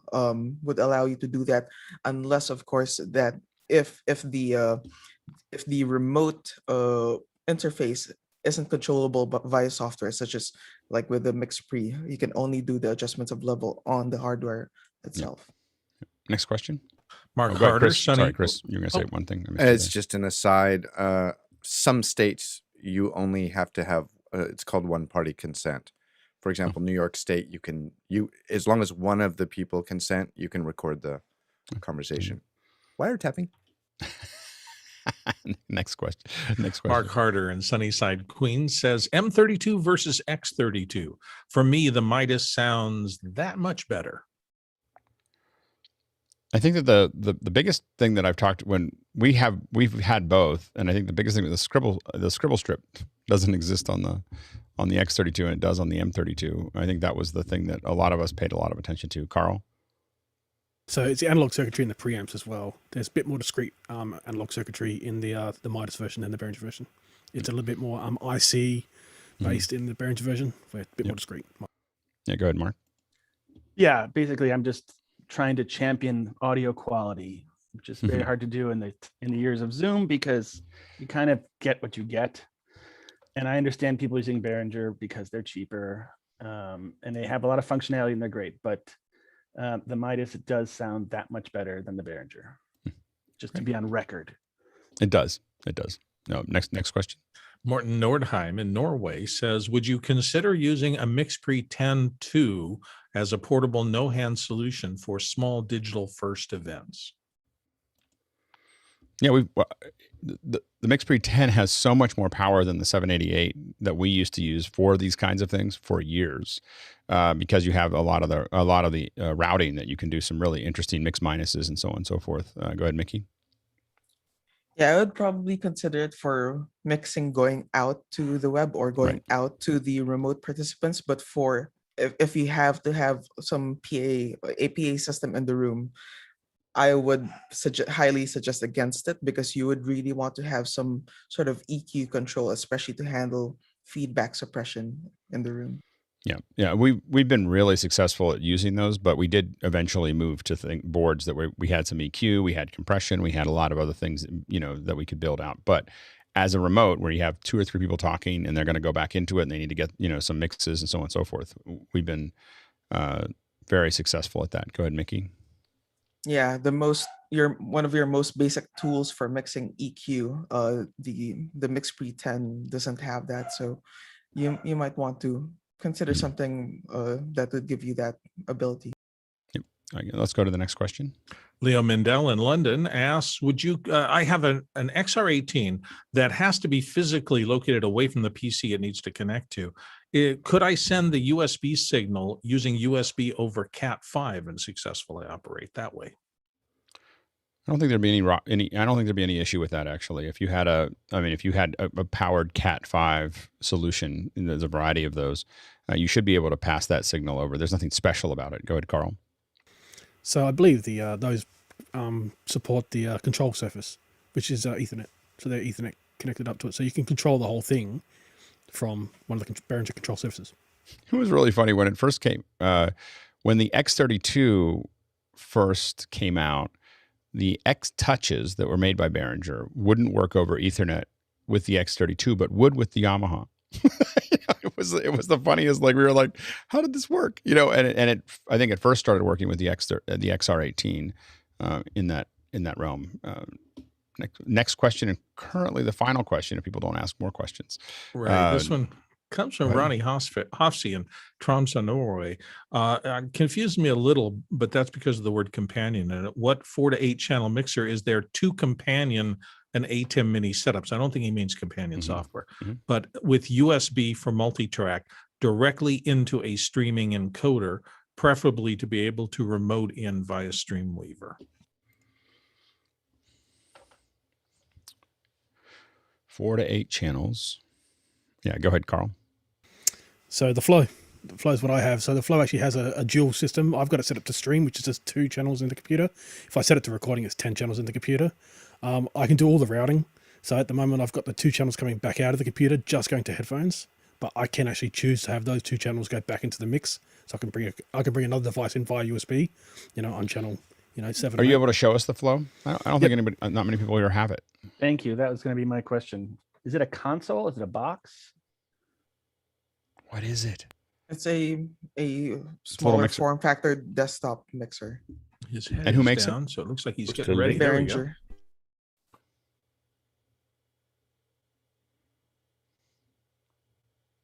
I think we've lost your mic. And is that a? So yeah, at There the you moment go. I've got it set up to streaming because I just want the 2 Mhm. channels going into the computer. But I do have the 2 channels coming back out of the computer, just going to the headphones, not going anywhere else. But as you can see, it's got 8 channels up the top. So it's got 2 phantom power, 2 multi, which can be used for dynamic or just a line in jack. And then it's got 4 line in jacks. 2 of those line in jacks can be instrument level as well. It's got 6 faders though. It's got 6 faders because the 5, 6, 7, the 5, 6, 7, 8. Yep, stereo Pairs. groups. You can split them Okay. out. Gotcha. They can be split out though. And There's then a this is separate largely controlled remotely, or it can be remote. Like so, that this is just a basic interface, and then there's a lot more on the inside. Is that kind of how it works? a lot more on the inside. The only thing it doesn't have is an expander gate. That's the only thing it's kind of missing. It has a compressor. And it's got delay. Yes, it's got simple delay. I think it's up to maybe half a second. And is per it channel. is it added as an effects, or is it added per channel? Per channel. Oh, nice. The 5, 6, Like 7, 8. The XR18 5, drives 6, me 7, crazy. 8 are stereo channels, so they're going to be delayed stereo. Yeah. Right. Pretty neat little package there. Yeah. Yeah. That's interesting. So all And the how much is the flow? I believe it's only about $2.99 US. Mm. If you can Now, get it in US. Can the Flows app run on an M1? Well, the Flows app is an iOS device, so if you're running it in iOS mode, then yeah, you can run on M1. Because M1 can just run an iOS Yeah. device natively. That's what I mean. It's pretty tasty. What's Yeah. Go ahead, Sky. again? I know Behringer took the Mackie equipment into China, reverse engineered it to make it what 80% cheaper. Consequently, the use case is this a production machine or is it just a cheap machine? I mean, I'm sure it's really good. Will it last? Will it blend? It's fully metal. So the whole thing's aluminium, the whole thing's metal. There's no plastic.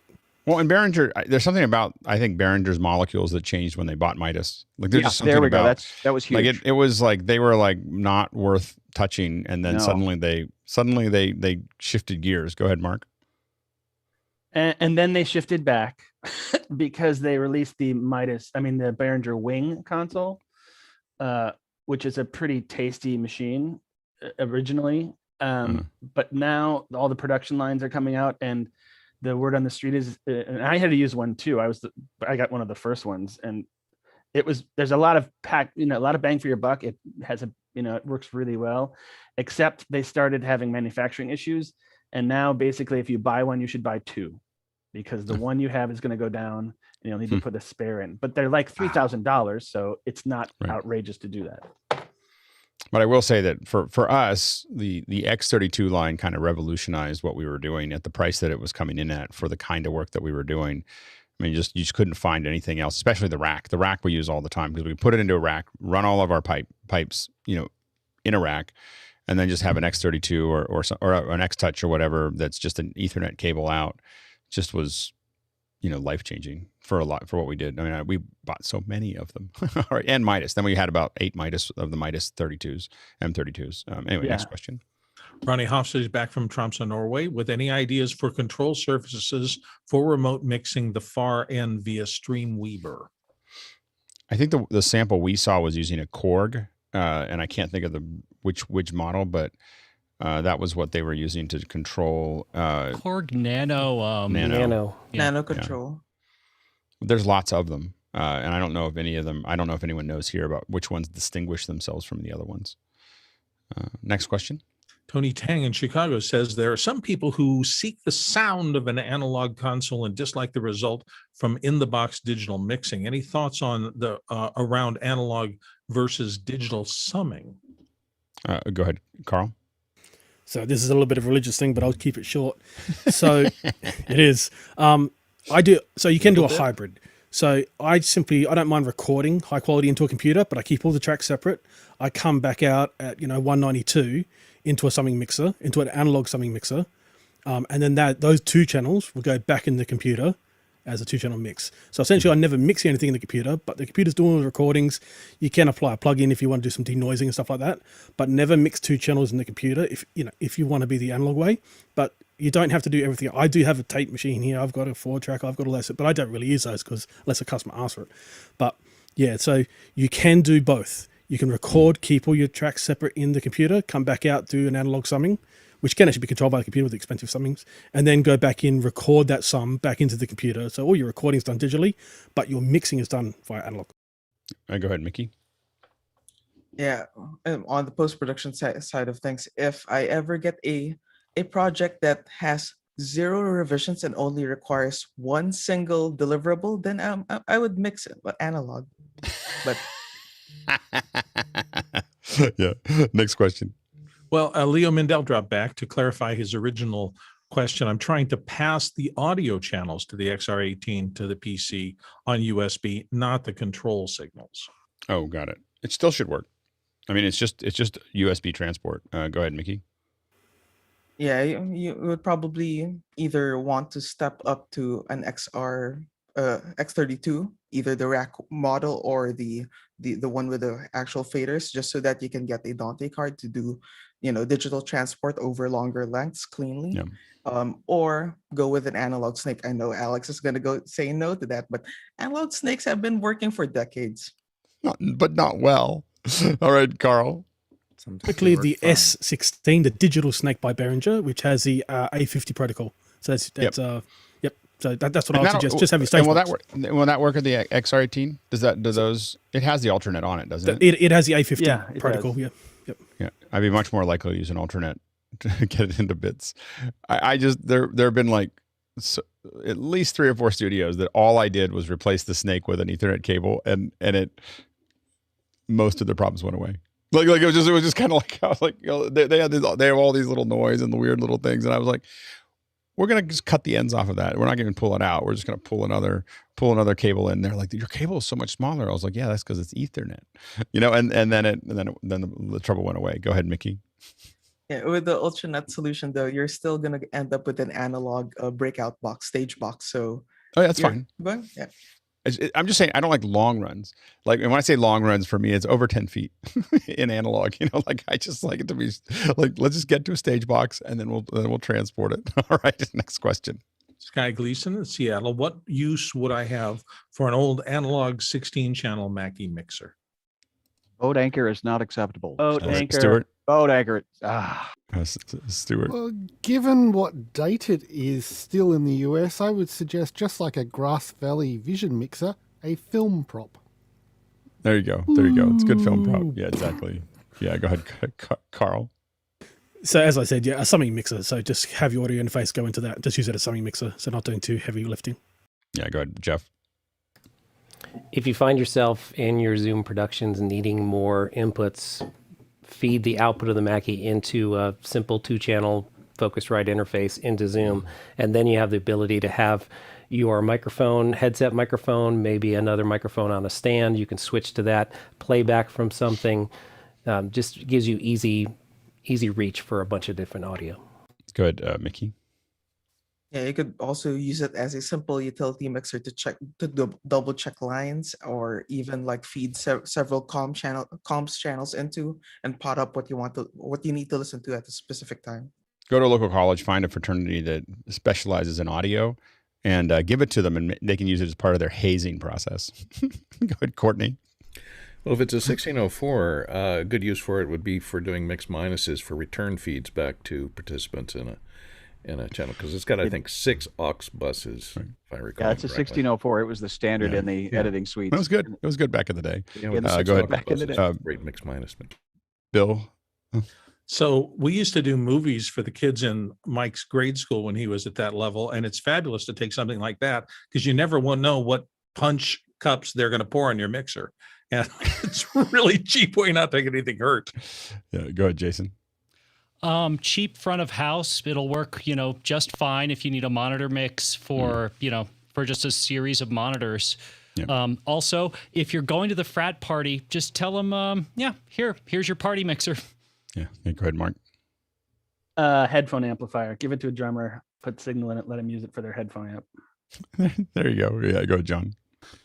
Hey, Sky, put it on top of your old 80,000 Avid editing workstation. Oh, you're killing. Oh, pain. I was just getting over that wound. Thanks. Oh, there goes all that therapy. Pray. Oh, yeah. Next question. Hector Rodriguez in Springfield, Virginia says, anyone in the group using the Midas M32C 40-channel digital rack mount mixer with Dante card? Any thoughts on remote controlling this device? Also, any pros and cons? Yeah, go ahead, Carl. So it can be controlled by the X Touch, as we talked about before. Yeah, and I think there's some work on figuring out ways to do that with Streamweaver, which I think is going to be really interesting as far as not having to have it. But if you're on the same VPN or the same network, you can tie into those things by just getting that IP and transporting over to it. We haven't done it with most of our M32s were all consoles. The X32 we've used for the racks, and we've been remote controlling them from anywhere in the world for the last 5 years, 6 years at least. So that part works really, really well. Next question. Ken Jones in Seattle says, in choosing a budget mixer, half an Alex, give or take, what's an acceptable self-noise level, channel residual noise, for live use, and how good is good enough? Go ahead, Bill. I noticed the thing when I bought that H4N probably 10 years ago, I was astonished that the little preamps in that thing were super quiet. And it made me realize that somebody had worked on a silicon on a chip thing. I know, Mickey, they're not at the level but compared to what we used to have with those Mackie analog mixers, it was orders of magnitude more quiet and more acceptable. So I'm just saying. If you've never listened to a Sound Devices console, the H4N sounds but not everybody can work at that level, and not every device that you're going to take out. That's like, am I going to do the exotic preamps for my camera? I know. No one does that. You just have to decide what you're doing with it. I took an H4N to Africa because primarily so that if I needed to throw it out of the car because I needed to not have so much gear, it was disposable. And I will say the problem was I never did have to throw it out of the car. That never happened. And I ended up with audio that I wasn't happy with. that was my, I incredible audio from incredible artists that I recorded cheaply, and I paid for it forever. So but in that's terms my of that, bitterness. compared to the Betacam preamps that I worked for professional for decades, Oh, yeah. No, it is miles better. But I would say, cost. For I don't know what the exact number is on self noise. Go ahead, Mark. So the question is budget mixer for live use. We haven't even stipulated if it's live, just like sound reinforcement live or recording live. Yeah. Like we're going out to record something. Because when you're recording things and you're going to hear it again, like Alex says, you want to spend the money. But for a live show or making something louder, you can go a lot less, and there's no pain because it just goes away. Once it's performed, it's done. I just work. I work. The hardest part now is that when we stream to live to YouTube, we're doing something live that will be there forever. And it's a hard thing to you have to weigh those. I'm really interested in the flow. I haven't used it, so I'm kind of curious about what Carl's using for that at that price range. The most success we've had in that price range has been the XR18. That has been. I find that it actually is a pretty quiet. Pretty quiet preamps, not incredible, but not horrible either. But that's been the one we've been most successful at. But I am curious about the flow. Next question. Jonathan Nunez of Paris. I'm looking into stepping into a Dante space. I currently have a 1 rack unit Behringer analog mixer. I'd like to replace the 1 rack unit space with a digital mixer. I'm looking into a Shure SCM 820 with Dante. What are your thoughts?